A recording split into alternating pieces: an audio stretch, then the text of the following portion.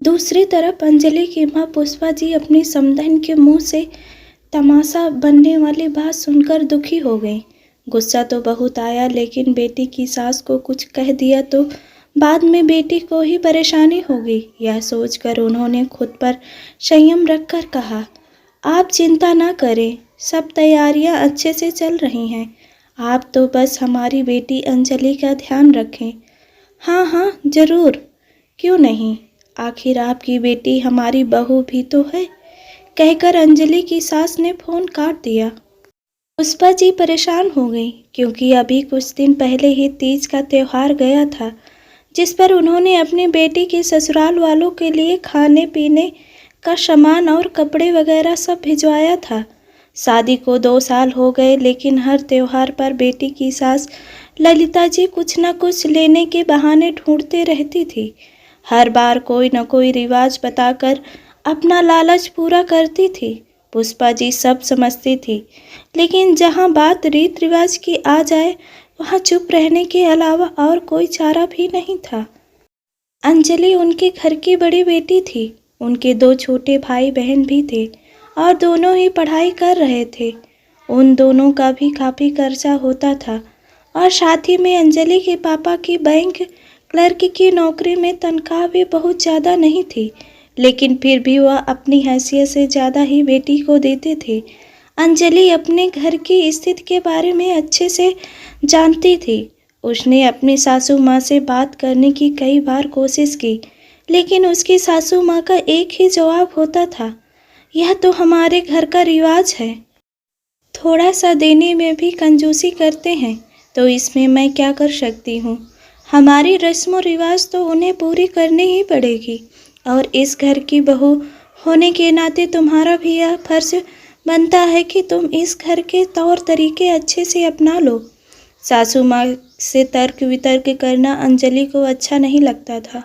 उसे अच्छे से पता था कि उसकी कही हुई बातों का उसकी सासू माँ पर कोई असर नहीं होने वाला। कई बार उसने अपने पति सोहन से भी बात करने की कोशिश की, लेकिन कोई फायदा नहीं हुआ, क्योंकि इस मामले में जब भी सोहन अपनी माँ से बात करता तो घर में बवाल आ जाता। घर के बड़ों के बीच की बात कहकर ललिता जी उसे भी चुप करवा देती। फिर गोद भराई की रस्म का दिन आया। अंजलि के मम्मी पापा ने अपनी तरफ से सारा सामान बहुत अच्छे से दिया, लेकिन फिर भी ललिता जी ने उसमें कुछ न कुछ कमी निकाल ही दी, क्योंकि उनका लालच दिन प्रतिदिन बढ़ता ही जा रहा था। उन्होंने जाते जाते सबको सुना ही दिया। इस बार तो हुआ सो जो हुआ, मैं कुछ नहीं कहूँगी, लेकिन बच्चे के होने पर तो कम से कम हमारा मान सम्मान अच्छे से कर देना, और जो भी लाना हमारे रीत रिवाज को ध्यान में रखकर ही लाना। इस बात को सुनकर अंजलि के घर वालों को बहुत गुस्सा आया, लेकिन हंसी खुशी का माहौल न बिगड़े इसलिए सब चुप ही रहे, क्योंकि ललिता जी की आदत से आप सब वाकिफ हो चुके थे। फिर धीरे धीरे वक्त गुजरता गया। अंजलि ने एक प्यारी सी बच्ची को जन्म दिया। सारी रस्में अच्छे से निभाई गई। फिर घर में अंजलि की ननंद मनु की शादी की बात चलने लगी, और देखते ही देखते मनु का रिश्ता पक्का हो गया। सगाई के बाद जल्दी शादी का मुहूर्त निकल गया।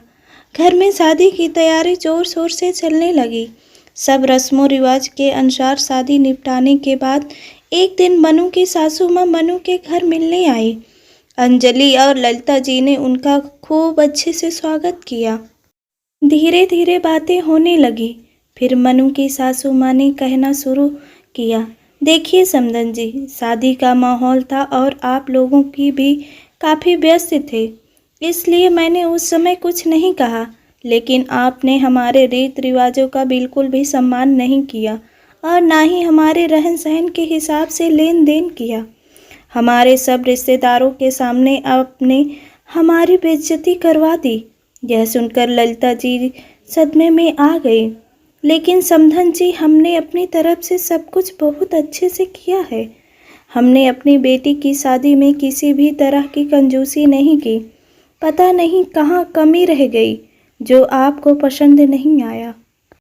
देखिए ललिता जी, मेरा घर काफ़ी संपन्न है और मुझे लेन देन का कोई लालच नहीं है, लेकिन बेटी के ससुराल वालों की रिवाज तो किसी भी हर हाल में हर माँ बाप को निभाने पड़ते हैं, तो आप भी निभाइए और आगे से थोड़ा ध्यान रखना। यह सब बातें अंजलि और सोहन भी सुन रहे थे।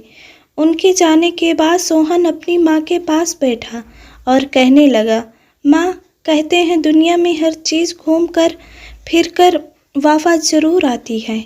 आपने जो अपनी बहू के साथ किया या उसके मायके वालों के साथ जो किया हूबहू वही आपकी बेटी के साथ हो रहा है।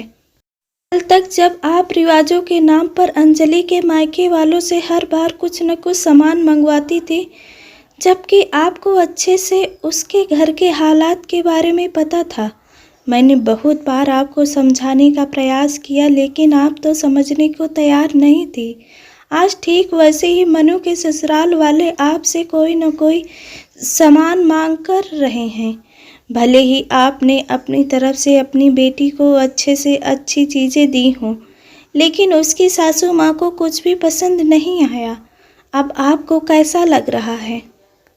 कुछ भी हो, अपने शौक और अपने घर तो अपनी कमाई से ही चलता है। फिर दूसरे की कमाई और दूसरे की चीज़ों पर लालच क्यों करना?